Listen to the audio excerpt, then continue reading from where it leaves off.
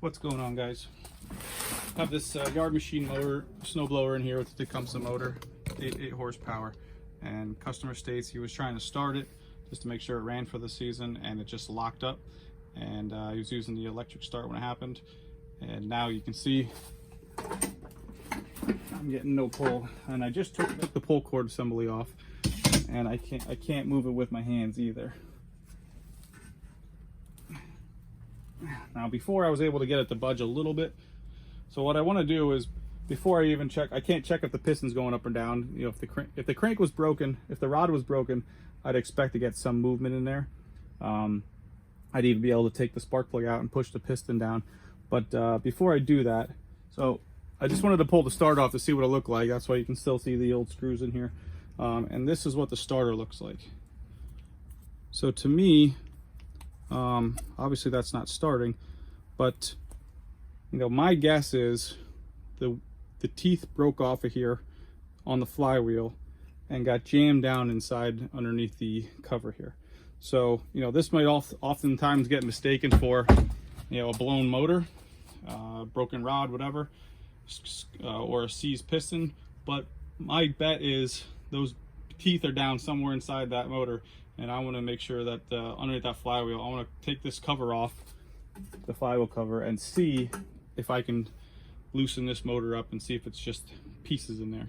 So first thing I got to do is get the gas tank off, the cover for the carburetor, and then the bolts that go here, here, and on the sides to get this off. So let's get started there.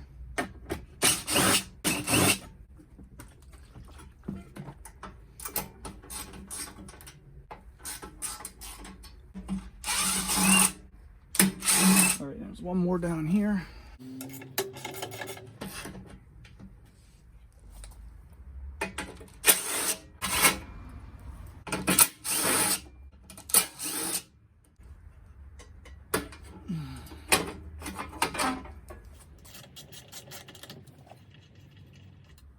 Not sure how far I'll be able to get this off with everything attached here yet.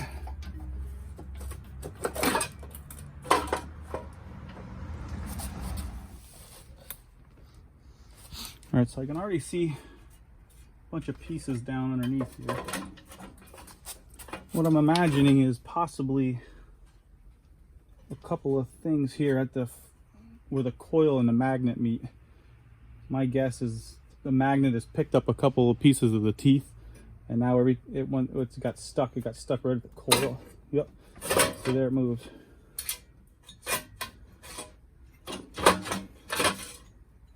So if I go backwards, here it is.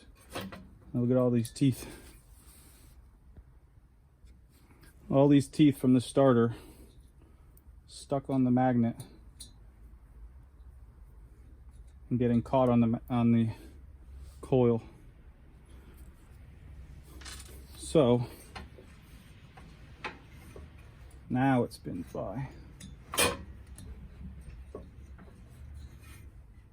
Let me clean everything out in there with a vacuum.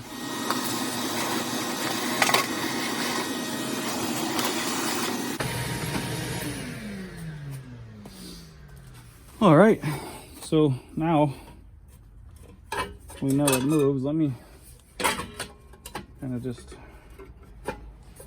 put this up against, spin it from the outside here. There it goes. I want to spin it a few times, see if there's any more pieces of metal in there that I missed. Make sure that they don't get picked up and stuck onto the coil. All right, cool. So that's it. Let's put it back together, see if we can get it to start.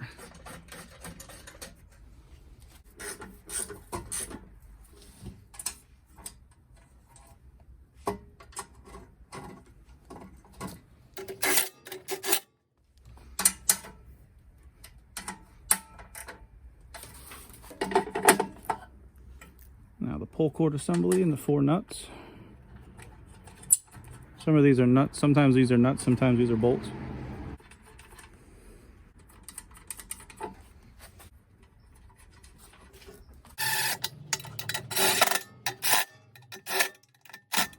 I'm gonna wait on putting a fuel tank on until I put the new starter on with a new gear.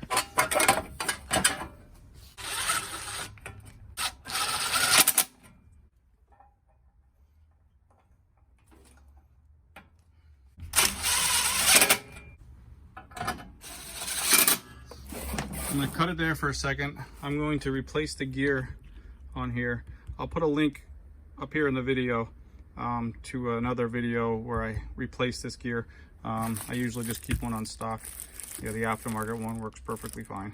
So check that out, and then as soon as that's done, I'm going to put it back on and see if this thing starts for the guy.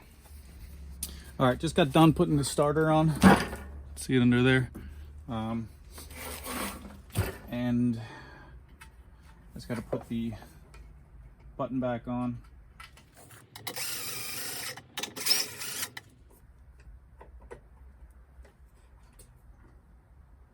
I already know it pulls, I just want to make sure it starts.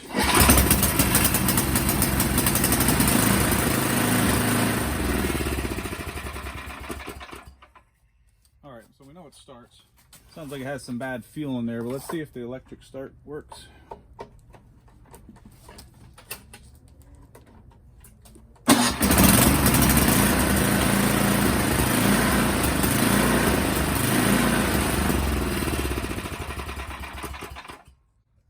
Cool. So turns out nothing really wrong with it. Just looks like it had a couple pieces of teeth in there that were stuck against the flywheel and the coil, so that's why it didn't turn over.